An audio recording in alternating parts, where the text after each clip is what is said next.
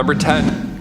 Death. Death for all of them. We will litter the path to Krakoa with bodies of all those who stand against us, for there is an apocalypse coming. Those are the words of the first horseman, Death. First appearing in Powers of X number 4, Death is immortal, obviously. He was sealed away on Araco with his other fellow horsemen, which I will expand on a little later. His mother, Genesis, along with multiple other mutants, made the island of Araco their home, even putting towers up to protect them from the threat of demons, led by Annihilation. That unfortunately didn't last very long. The demons ended up destroying the towers and attacked all of the mutants. Desperate to save Araco, Death sent the Summoner to Earth. And who is a Summoner, you ask?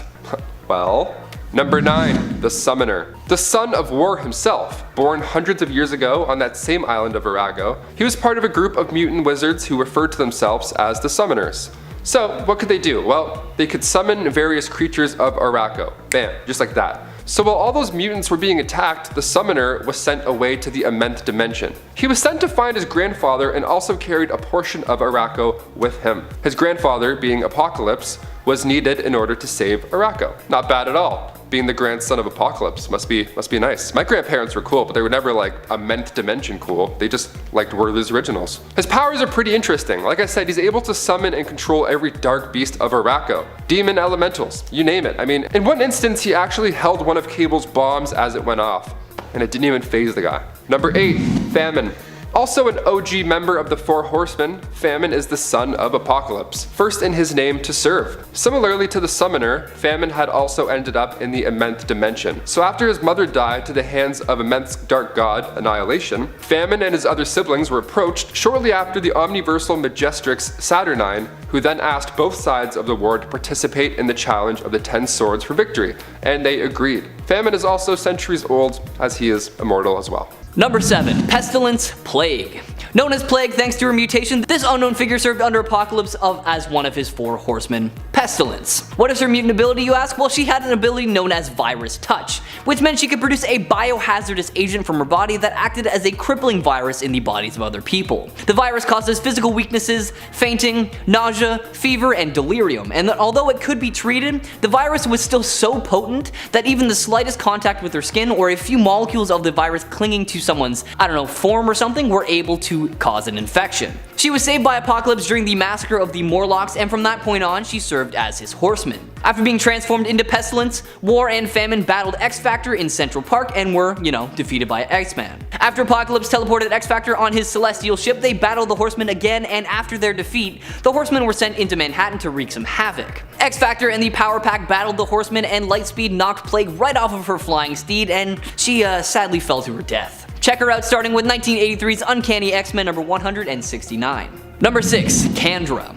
Now let's switch it up for the rest of this list and talk about some horsemen from some alternate Earths. Hailing from Earth 295 comes CANDRA, an immortal being who served as a founding member of Apocalypse's original team of horsemen, alongside some other insanely powerful villains. As a horseman whose exact title is never really stated, she helped attack Cape Citadel in the hopes of using its cache of nuclear weapons against humanity. However, this didn't end up working out because they were stopped by Magneto's X-Men. In their final clash with the X-Men, CANDRA went toe-to-toe with Jean Grey, which was honestly a great matchup because the two are both very powerful telekinetics. However, they were easily overpowered and the Horsemen were forced to retreat to New Orleans. This didn't really end up working in Candra's favor at all because she was killed not too long after by her own teammate, Nemesis. Check her and her story out starting with 1995's X-Men Chronicles number 1. Number 5. Gideon. Also hailing from Earth 295, Gideon was a mutant with the ability to temporarily endow himself with superhuman abilities, all of which was done by assuming the superhuman energy signatures and their genetic templates of those around him. He was recruited by Apocalypse to be a part of the first incarnation of his Horsemen alongside CANDRA and some other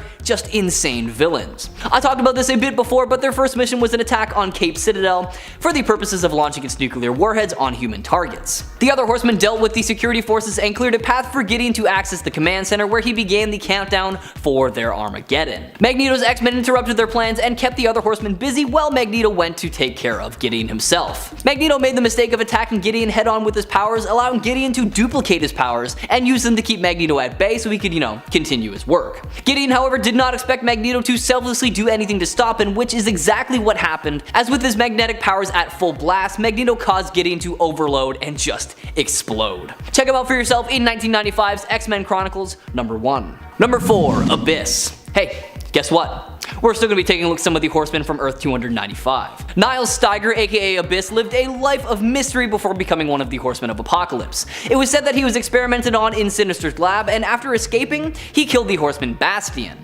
Rather than having him killed though, Apocalypse was just impressed by that and appointed him as one of his new Horsemen. Now who knows if that's true, but at least we do know what his powers are. He is classified as an alpha mutant composed of strong coils and houses a portal to an unknown dimension. And he is able to psionically affect others and draw power from their fear. He was assigned the task of preventing any and all humans from evacuating Maine, however he may have taken this job just a little bit too seriously as he started kidnapping them instead. Guess that didn't bother Apocalypse though, because not long after he was tasked with overseeing the interrogation of Bishop, and sadly for him, this did lead to his downfall because he engaged the X-Men in battle and Banshee ripped Abyss completely apart from the inside thanks to his sonic screams. Check out this alternate Abyss for yourself, starting with 1995's X-Men Alpha number 1.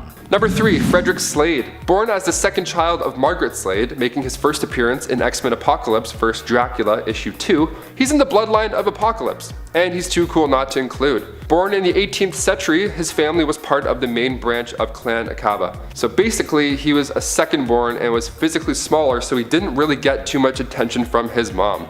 Middle child syndrome, kinda. Pretty mean. She was actually using her time and energy to mold Hamilton Slade. The family was pretty wealthy and spent most of their time in the Alexandria House, aka the cool treehouse meeting place for Clan Akaba. So Frederick, growing up more or less under the radar, that is until Ozymandias came along and saw new potential in him. Ozymandias spent his time watching the members of Clan Akaba as they betray each other and even kill each other just to get closer to Apocalypse. But Frederick Slade? He was a different egg. Ozymandias saw courage, fairness, and compassion inside of Frederick, so he trained him to become the leader of Akaba, and to be donned the title of the Fittest. What a great nickname that would be, like, oh Frederick, oh you mean Frederick the Fittest? Yeah, I know him, he's my boss. So now he's a descendant of Apocalypse, so he of course has a few tricks up his sleeve. Self-molecular manipulation for starters, which most upper level members of Clan Akaba possess. Also teleportation, but this one is unique to him. Not only can he teleport himself, but he can also teleport objects or people. It makes a cool blink sound when he teleports too. Gotta love the small details. Number 2, Hamilton Slade. Okay, remember that older brother, Frederick, that I mentioned? Yeah, that's Hamilton Slade. He made his first appearance in X-Men Apocalypse vs. Dracula, issue 1. He's a vampire mutant, so no wonder he got all the attention while Frederick sat on the sidelines. He's also got this cool, like, big clan tattoo right on his chest. Dude's not playing around. We meet him in the Victorian era, born into that same wealthy family. He was born inheriting a strong dose of Apocalypse's blood, so naturally, he was destined to become the leader. It's in his blood, literally.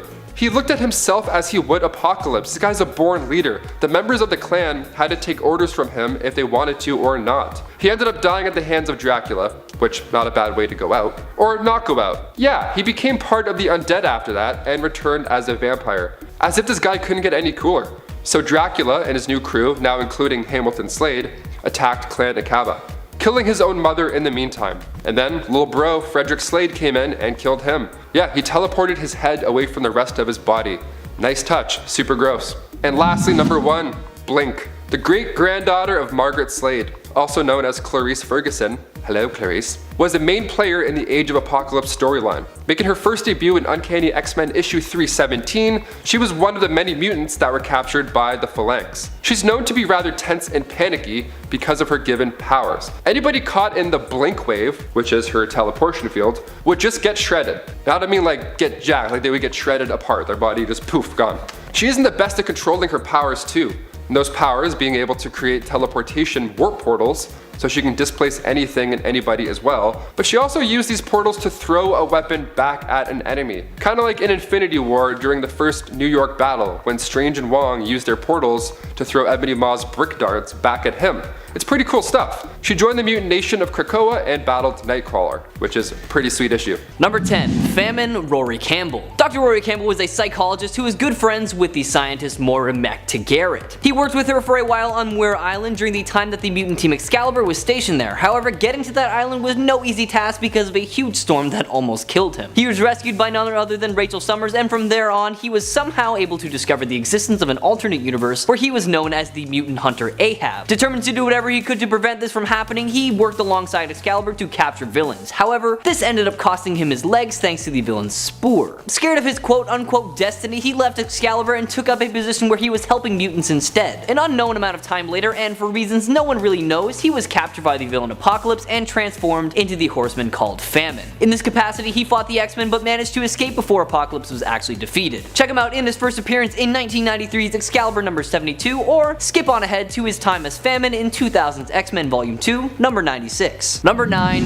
Famine Autumn Rolfson. Growing up a mutant in Cleveland, Ohio, Autumn struggled with an eating disorder and was in and out of hospitals pretty frequently. She struggled so much because her mutant ability would disintegrate food, so needless to say, eating was pretty tough for her. She felt alienated from not only the world but her parents as well, and Apocalypse used this to his advantage. One day he waited in a room and told Autumn that she could get revenge on her parents and those who hated her. She agreed and was teleported away to his ship, where Apocalypse made her his Horseman Famine. During their first mission, the Horsemen were torn, not wanting to take orders from each other, and battled X-Factor in Central Park, where they were defeated by Iceman. After the fourth Horseman, Death, was revealed, Apocalypse had the Horsemen battle each other to find the leader, and Death beat them all and was chosen as the leader. Later on, Famine battled Marvel Girl and easily defeated her, and as a reward, Apocalypse teleported her to America's Farm Belt so she could just disintegrate the crops and cattle, but was soon after defeated by Captain America. She later appeared alongside War and a new Death, where they kidnapped Jean Grey and Cyclops and handed them over to Apocalypse, who was actually Mr. Sinister in disguise at the time. The X-Men and X-Factor sought out the Horsemen, and though Famine took out Beast, she was quickly beaten by Quicksilver. Presumably now, Autumn has since reverted back to her normal self and was sent back to her parents in Ohio. Check her out for yourself in 1987's X-Factor number 12. Number 8. Famine Sunfire. Shiro Yoshida, aka Sunfire, became Famine after they were presumed dead after Rogue accidentally absorbed all his memories and powers. In actuality, Shiro was taken to a hospital and kept under watchful guard by members of Clan Yoshida and the Hand, who were trying to convince him to accept a prosthetic limb. He received a visit from the newly resurrected Apocalypse, who gave him an enticing offer to join him in quote-unquote saving mankind, in return for which Apocalypse would restore his powers and his lost limbs. Shiro agreed. However, during the process of being transformed into Famine, Shiro's heroic side returned and he knew what he was doing was wrong. He struggled with his choice and thought about escaping, but he didn't want to leave the mutant Gazer to suffer, who was also being turned into a Horseman at the time. Shiro finally decided that he couldn't let Gazer suffer more and tried to save him, but he was too late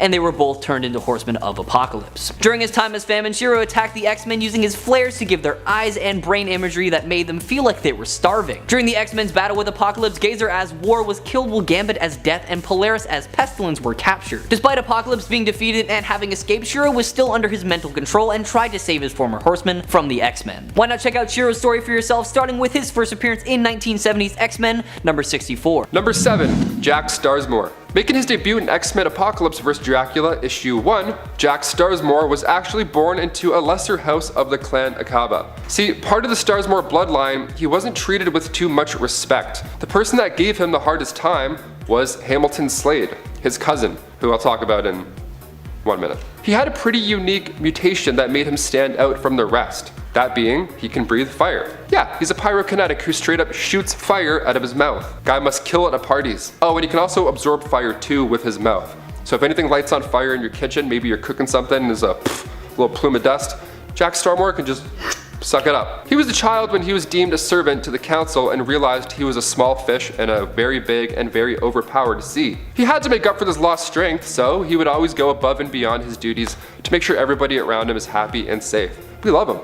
Number 6. Evan SABAHNUR. Sounds pretty familiar to in SABAHNUR. Well, that's because he's his clone. Yeah, making his first appearance in Uncanny X-Force issue 7, Evan was created from the blood of a fallen young Apocalypse after he was killed by Phantom X. So once Warren Worthington became the Horseman of Death, Archangel, he actually was on his way to replace Apocalypse. Phantom X used that small bit of blood and combined it with the world. The world being a scientific facility that's the size of his palm. And he made a clone of SABAHNUR.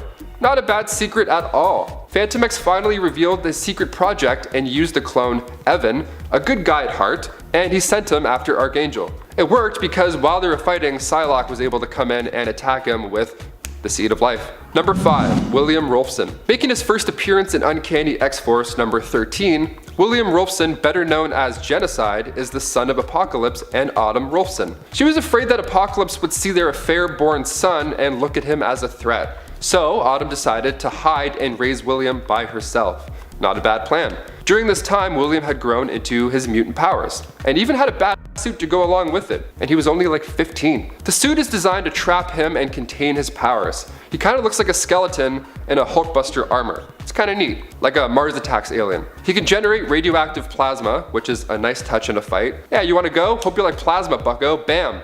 It's also as hot as the sun's core, so it's real good. In the Dark Angel saga, when William and his mom are hiding, Archangel found them. At this time, he was Apocalypse's replacement, so he recruited William. Eventually, William's mom caught on what was going on and gave them hell. Archangel reacted by killing her. What a Number 4, Margaret Slade. So as a little girl, she straight up watched Apocalypse himself fight a gang of demons, literally cutting them up. She gave birth to Hamilton Slade, and then after that, her second son, Frederick Slade, who we'll get into a little bit. She's very stern and ruthless, as one would assume, being a descendant of Apocalypse and all. Like, imagine being a child and witnessing Apocalypse being summoned to fight demons. Like, you wouldn't necessarily be the most bubbly of all teenagers after that. I feel like you'd be a bit scarred. She favorited one of her sons a lot more simply because of the fact that he was violent and ruthless as well as her. They both had the bloodlines of Apocalypse. One was just a bit more different, if I can say that. A pretty notable power that Margaret possessed is that she's able to transform the molecules of her hands into a metallic material that she shaped into talons or claws. Kind of like that dude from the Terminator with the metal swords. These are jazz hands. These are gold. I think it's gold, right? These are gold. These are jazz hands. One of the two. Go watch Bring It On. Number 3, Death Logan. During a space mission alongside his fellow X-Men, Logan was captured by Apocalypse and seamlessly replaced with a Skrull that took his place for a while and infiltrated the X-Men. Forced to fight Sabretooth for the mantle of the Horseman Death, Logan gave it his all and defeated his nemesis because he not only knew that Sabretooth would be too powerful with all that power, but he also believed that he would be able to withstand Apocalypse's programming. As the Horseman of Death, Wolverine completed several missions for Apocalypse and fought the Hulk. Meanwhile, the Skrull that replaced him tried to create a rift between the X-Men and their mentor, but was slain by the real Wolverine under Apocalypse's orders. After discovering that their teammate had been a Skrull that whole time, the X-Men found out that the real Wolverine was Apocalypse's Horseman and decided to help him out. Under the control of Apocalypse, Wolverine fought the X-Men ferociously in his death persona, but Psylocke, Archangel, Kitty Pryde, and Jubilee helped him break free from Apocalypse's control. Now I'm sure you know the drill by now, so check out Wolverine's story starting with 1974's Incredible Hulk, number 181. Number 2, Death, Warren Worthington III. After losing his angel wings during the Morlock Massacre, Warren spiraled and went into a deep depression. This eventually led him to accept Apocalypse's offer of new metal wings in exchange for him becoming the Horseman Death, a role that he would continue to serve on and off again for quite some time. Warren was brainwashed and Apocalypse warped his body and mind into his own Angel of Death upon his celestial ship and placed him into his new team of Horsemen as Death. Warren's skin turned blue and he grew a set of biometallic wings from his back that he could retract and also fire dart blades with a neurotoxin. Not only that though, his new wings could also fly higher, faster, and were razor sharp as well. Apocalypse had the Horsemen battle each other to find the leader, and Death beat them all, becoming the leader. As Death, Warren fought the rest of X Factor and captured them, and after X Factor's defeat, the Horsemen were sent into Manhattan to wreak some havoc. Warren was shocked back to his senses after Iceman faked his death at Warren's hands by having him destroy an ice sculpture in the shape of Bobby. After their defeat of Apocalypse, his sentient ship crash landed on their complex and X Factor began living in it. Now Warren eventually left the team but later returned to X Factor as the somber, brooding Archangel, left struggling with the urge to kill due to the influence of his wings. Check out more of his story starting with 1963's X-Men number 1. Number 1, The Final Horseman. Comprised of Jeb Lee, a Confederate spy during the Civil War that can transmit cancer as Famine, Decimus Furious, a Roman gladiator worshipped and feared as the dark god Minotaur as War, Ichizumi, a Japanese woman with the ability to control insects as Pestilence, and Sanjar Javid, the son of the then King of Persia and thief with the ability to transmit terminal diseases as Death. These 4 make up Apocalypse's Final Horseman and act as the contingency plan that Apocalypse had prepared in case of any ultimate failure. The Horseman's first test was to protect a recently revived Apocalypse from S-Force, and the X-Force under the command of Wolverine and Archangel led a mission to kill Apocalypse, who relocated to the blue area of the moon, but the team were quickly defeated by the assembled Final Horsemen. Now in the end they did end up failing though, and their master was killed by Phantom X. They reappeared later in service to Apocalypse's newly risen successor Archangel, who chose Psylocke as Death. Check them out for yourself starting with 2010's Uncanny X-Force number 1. Number 10, War Abraham Kiros. Known as, well, War, Abraham was a mutant with the ability to create massive explosions in his immediate area by clapping his hands, which is done by harnessing the minor kinetic force created when his hands would strike each other, and then he redirected it spatially so that it strikes and affects whatever is in his line of sight, creating an explosive release of force. Abraham was approached by Apocalypse after sustaining some pretty serious injuries and agreed to serve as his second Horseman War after Apocalypse, fixed him up. After being transformed into war, Kyros, Pestilence, and Famine battled the X-Factor in Central Park and were unfortunately defeated by Iceman. Fast forward a bit in war, Famine and a new Death kidnapped Jean Grey and Cyclops and handed them over to Mr. Sinister, who tricked them by disguising himself as Apocalypse. The X-Men and X-Factor sought out the Horsemen and defeated them, thankfully. Check out this war, starting with his first appearance in 1986's X-Factor, number 11. Number 9, War Gazer. Before becoming a Horseman of Apocalypse, Gazer was permanently stationed alone on NASA Space Station 8 because his mutant abilities made him the only person able to withstand the high levels of radiation. Sadly, after the events of M-Day, Gazer lost his ability, and it didn't take long for him to get incredibly sick because of the high levels of radiation. Donning his spacesuit, Gazer decided that if he was going to die, then he was going to die out there in space. However, he didn't actually end up dying at all because just as he made peace with it all, Apocalypse appeared. Apocalypse thrust him into a battle to the death with an Egyptologist for the honor of becoming his Horseman War. Gazer was obviously overpowered, and before he was dealt the final blow, Ozymandias saved him and told him that he would one day repay that debt, as the scribe was planning to overthrow Apocalypse. During Gazer's transformation, Apocalypse denied him any painkillers, stating that the pain was a part of the process of becoming war. Now fast forward a bit and we see the Avengers and X-Men storm Apocalypse's ship, which was his ultimate downfall, because Ozymandias snuck up behind him and drove an axe just through him for not repaying that debt. Check out Gazer's story for yourself, starting with 2005's X-Men Volume 2, number 169.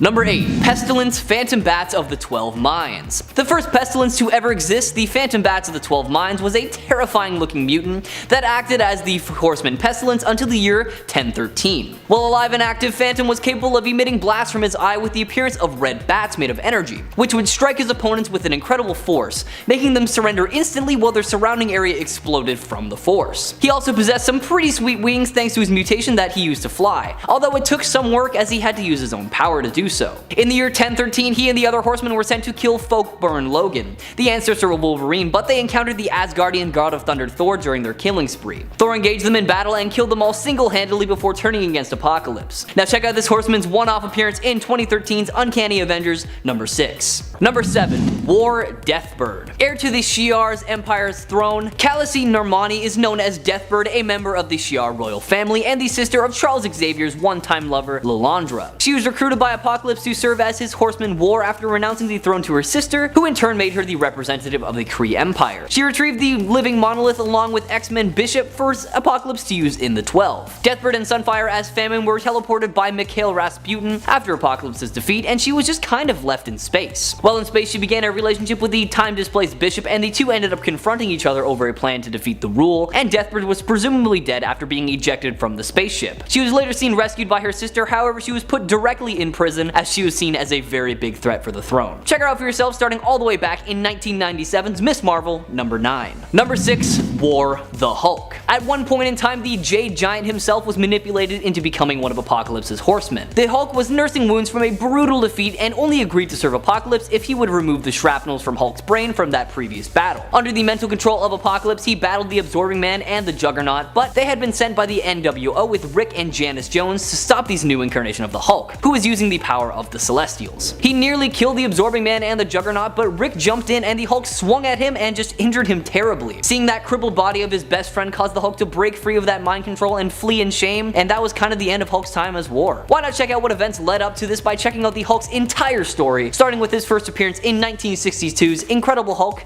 number 1. Number 5. Pestilence Polaris. Before becoming Pestilence, Lorna Dane aka Polaris was classified as an alpha level mutant thanks to her ability to manipulate magnetism much like Magneto can. After the House of M event, she actually lost her powers, and this is one of the reasons why Apocalypse was able to convince her to join him. She was dropped inside of Apocalypse's Sphinx by Dap, and Apocalypse made her an offer of power in the form of becoming one of his Horsemen. Now initially she refused, but eventually she was tempted enough to actually accept the offer. As Pestilence, Lorna had celestial technology grafted to her spine by Apocalypse, which somehow reactivated her X gene and her powers. Mind wiped, she ingested viruses from the World Health Organization and was attempting to create a meta plague. In the climactic battle between the X-Men, the Avengers, and Apocalypse, Wolverine discovered the choking pestilence was Lorna herself. Havoc was able to resuscitate Lorna, having given a serum to protect him from the diseases present. She was recovering in the X-Mansion when Gambit and Sunfire returned to take her away. She arose and refused to go with them, and Polaris decided to leave that night to search for Apocalypse in Egypt. She went alone and was later hunted until Havoc and the new X-Men team saved her. Why not check out more of Lorna, starting with her first appearance in 1968's X-Men number 49. Number 4. Pestilence and Death, CALIBAN. Having always been a weaker mutant, CALIBAN took Apocalypse's offer to become a Horseman because it meant that he would get a significant boost in power. He used his natural mutant gifts to help Apocalypse hunt down other mutants, and under the name Death, turned on his former allies Cyclops and Jean Grey and the rest of the X-Men. Later on, we see CALIBAN return as the Horseman Pestilence, and he continued to do what he did best and track down and captured Cable and his alternate reality brother Nate Grey. Eventually, he was defeated during battle with the X-Men when they were teleported away by Mikhail Rasputin. Subsequently, CALIBAN tracked down Cyclops, who had merged with Apocalypse and who was struggling to keep the Eternal Mutant's essence in check. Apocalypse's psyche became dominant and released CALIBAN from his service. By that time, CALIBAN had once more begun reverting to his original naive self, and his intelligence faded until he possessed only a simple animal-like mind. Now, all in all, CALIBAN remained a loyal Horseman until his master turned on him for his constant failure. Check him out for yourself, starting with 1981's Uncanny X-Men number 148. Number 3. Venom.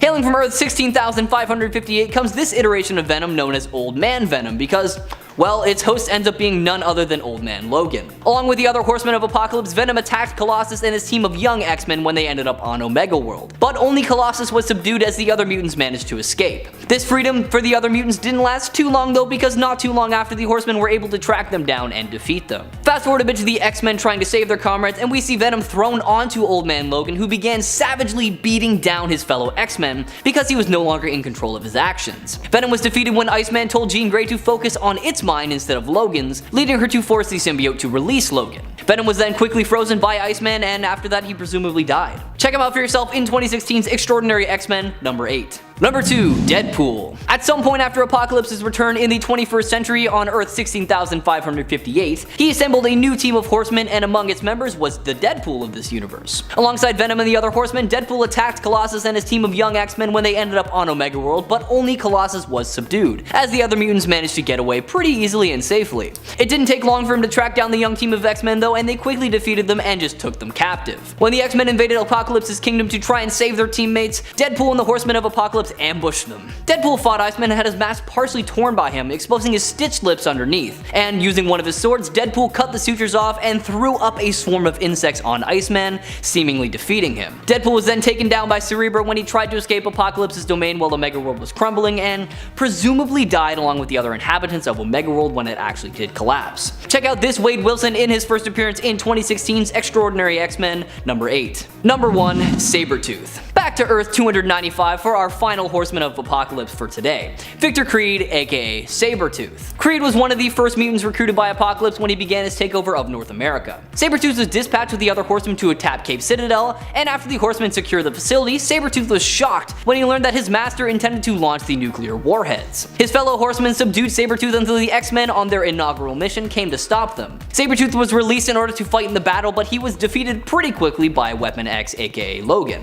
Upon the defeat of the Horsemen, Apocalypse abandoned Sabretooth, however he was invited back into his ranks just a little bit later on. Fast forward past some sick stuff that you should all definitely check out on your own time, and we see Creed actually switch sides to protect humanity against Weapon Omega, aka Logan, which he was successful in doing by crossing over to X-Factor's dimension to stop Archangel and Weapon Omega from completely decimating the world. Check out this Victor Creed starting with his first appearance in 1995's X-Men Alpha number 1.